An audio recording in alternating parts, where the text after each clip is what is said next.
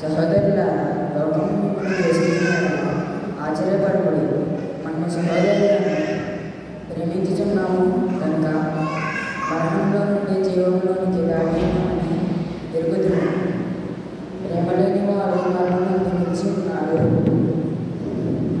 తన సహోదరులను ద్వేషించేవాడు నరహంతకుడు. ఏ నరహంతకుడు అందరూ నిత్య జీవం ఉండదని మీరు ఎరుగుదురు. ఆయన మన నిమిత్తము తన ప్రాణం పెట్టిన కనుక దీని వలన ప్రేమ ఎట్టిదని తెలుసుకొంచున్నాము. మనము కూడా సహోదరుల నిమిత్తం మన ప్రాణములను పెట్టి భద్రమయ్యే ఉన్నాము. ఈ లోకపు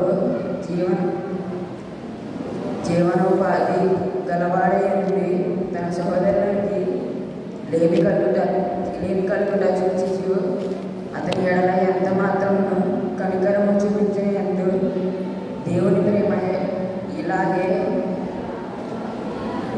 ఎలాగో నిలిచెను.